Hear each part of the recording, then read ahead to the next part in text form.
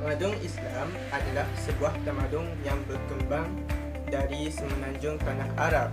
Tamadun ini telah diasaskan oleh Nabi Muhammad SAW selepas menerima wahyu pertama di Gua Hira pada hari Isnin 17 Ramadan atau bersamaan dengan 6 Ogos tahun 610 Masihi.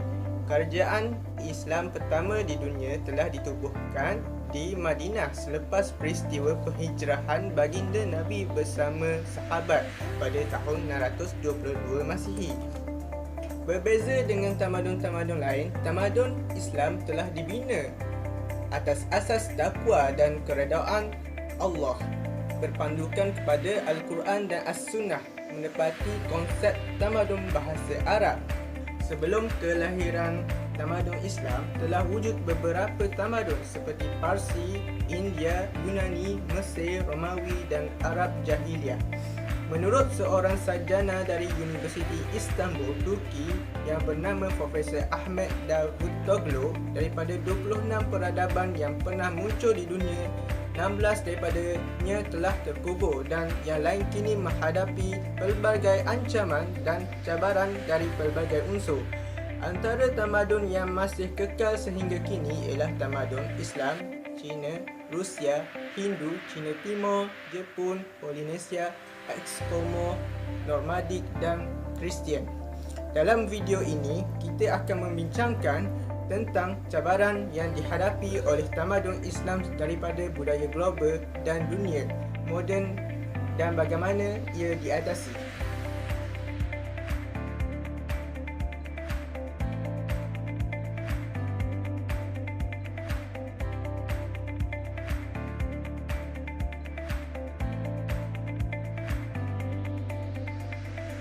Sehingga kini, negara-negara barat, terutamanya mereka yang dari kelompok negara maju seperti Amerika Syarikat, Rusia, Great Britain dan Perancis telah berjaya melonjakkan negara mereka menjadi peneraju dunia yang menguasai negara-negara dunia ketiga, termasuk banyak negara-negara Islam.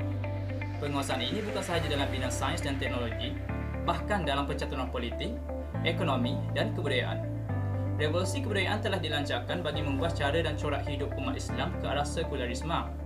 Usaha ini bukan sekadar menyebabkan mereka berjaya menguasai sebahagian sistem hidup masyarakat Islam, malah sekularisme juga berpeluang mengubah struktur dan sistem politik serta pemerintahan sesebuah negara secara keseluruhan. Bahkan, berpunca dari sekularisme telah lahir berbagai fahaman-fahaman moden yang mana sama sekali bertentangan dengan ajaran Islam seperti kapitalisme, sosialisme, komunisme, ateisme dan nasionalisme. Jika diamati, kesemua fahaman ini sebenarnya lahir dengan mempunyai satu tujuan yang sama, iaitu mencapai kepuasan nafsu keduniaan dengan pelbagai pendekatannya tersendiri.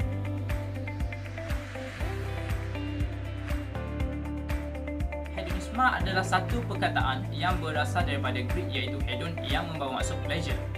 Ia boleh dijelaskan sebagai cara pemikiran yang memberi keseronokan yang diterima oleh masyarakat umum.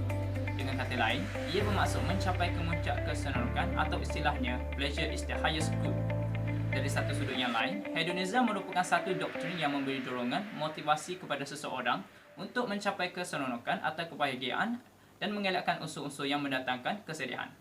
Namun, ia telah bertentangan dari pandangan agama, terutamanya Islam, memandangkan agama telah meletakkan garis panduan yang perlu dipatuhi oleh penganutnya.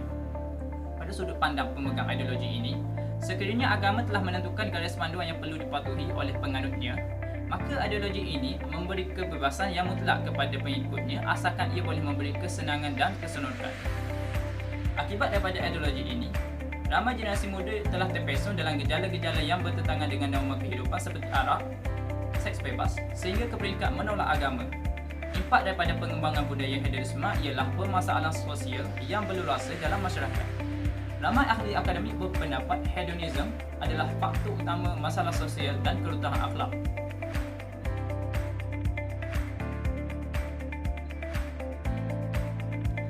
Perjuangan kesesamaan gender yang dijadikan agenda utama kelompok pejuang wanita mempunyai kesinambungan dari pemikiran liberal yang melanda pemikir-pemikir Islam, sehingga kelompok ini lebih dikenali sebagai Islam liberal. Seperti juga perjuangan gender, Islam liberal berkembang begitu hebat di negara jiran iaitu Indonesia, sehingga wujud satu pertubuhan jaringan Islam liberal GIF. GIL ditubuhkan untuk membawa agenda baru bagi membawa Islam dalam wajah yang lebih liberal. Pemikir-pemikir liberal melihat bahawa hukum hakam yang digariskan oleh pemuka-pemuka mazhab tidak seharusnya diikut semuanya. Bahkan, ia hanya pandangan pemuka-pemuka tersebut yang belum tentu betul dan relevan dalam konteks semasa. Perkara yang ditemukan ini dilihat bertujuan untuk menungkaikan satu ketetapan yang telah diambil oleh para ulama silam dalam menafsirkan Islam serta menjadikan perbincangan soal amal ibadat itu lebih terarah dan tersusun. Mereka tidak lagi mahu mengikut pandangan-pandangan ulama silam ini, seterusnya membebaskan diri dari mazhab menggunakan akal bagi menafsirkan Quran dan hadis bagi diselarikan dengan keadaan semasa. Sebenarnya, persoalan yang dikemukakan lebih kepada mempersoalkan kenapa Islam terlalu rigid sehingga tidak boleh memberi kebebasan kepada penganutnya. Oleh yang demikian, wujud gagasan yang ingin meliberalkan situasi dan kembali menggunakan kebebasan berfikir untuk menterjemah hukum hakam berdasarkan masa dan tempat.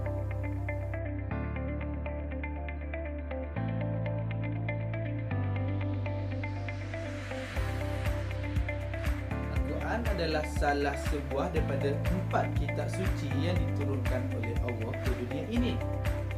Melalui perantaraan Jibril alaihissalam, ia diturunkan kepada Nabi Muhammad SAW secara beransur-ansur selama 23 tahun dan menjadi pegangan kuat bagi tamadun-tamadun Islam. Tidak diturunkan untuk dijadikan kitab bacaan dan hafalan semata-mata. Al-Quran tidak pernah menyisihkan sebarang isu permasalahan kehidupan manusia, baik isu besar maupun isu yang dianggap remeh, terutamanya dalam dunia moden. Ia dipegang sebagai pedoman dan panduan bagi masyarakat Islam dalam menjalani hidup di dunia dan juga menangani sebarang cabaran dan dugaan. Seperti firman Allah Subhanahu Wa Taala dalam surah Al-Jasiyah ayat 20 yang bermaksud, Al-Quran ini adalah pedoman bagi manusia, petunjuk dan rahmat bagi kaum yang meyakini.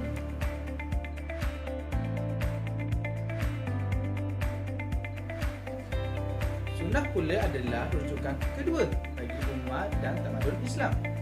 Sunnah adalah segala sesuatu yang bersumberkan daripada Nabi Muhammad SAW, sama ada dalam bentuk ucapan, perbuatan, penetapan dan persyariatan. Ia merupakan sumber kedua selepas Al-Quran menjadi rujukan umat dan tamadun Islam dalam segala hal dan persoalan. Ini juga seiring dengan firman Allah Subhanahu Wa Taala dalam surah Al-Imran ayat 32 yang bermaksud, katakanlah, taatlah kamu kepada Allah dan Rasulnya, maka jika kamu berpaling, Allah tidak suka kepada orang-orang yang kafir. Dengan berpegang teguh kepada dua sumber utama ini, umat dan tamadun Islam akan dan telah berjaya menepis segala pengaruh-pengaruh buruk yang datang dari segala sudut. Kita ambil negara Turki sebagai contoh. Pada tahun 1924 telah jatuhnya sebuah khilafah Islam terakhir, iaitu Empire Uthmaniyah atau sekarang lebih dikenali sebagai negara Turki. Kejatuhan ini turut disumbangan oleh gerakan generasi muda atau Young Turks yang mana melancarkan sebuah revolusi yang kononnya bagi memodernkan Turki pada tahun 1908 yang menolak pegangan Islam iaitu Al-Quran dan Sunnah. Jatuhnya khilafah Islam terakhir ini kemudiannya diiringi dengan berdirinya sebuah negara Turki yang baru yang dikenali sebagai Turki moden yang lebih sekular. Namun, beberapa tahun kebelakangan ini, kita dapat lihat negara Turki kembali bangkit. Kebangkitan ini adalah dipimpin oleh seorang pemimpin yang mana seorang yang sangat berpegang dengan ajaran Islam, menjadikan Al-Quran dan Sunnah sebagai pegangan. Beliau adalah pemimpin Recep Tayyip Erdogan. Di bawah pimpinannya, kita dapat lihat Turki kembali menegakkan Islam di negara mereka dan bahkan di peringkat dunia. Kini, negara ini kerap dipandang sebagai suara yang tegas yang digeruni oleh negara-negara barat mewakili umat Islam di seluruh dunia. Melihat kepada sejarah negara Turki, daripada kejatuhan dan kebangkitannya, kita dapat simpulkan bahawa sebuah tamadun Islam akan sentiasa terpelihara daripada cabaran dan pengaruh buruk dari luar. Jika terus berpegang dengan dua sumber utama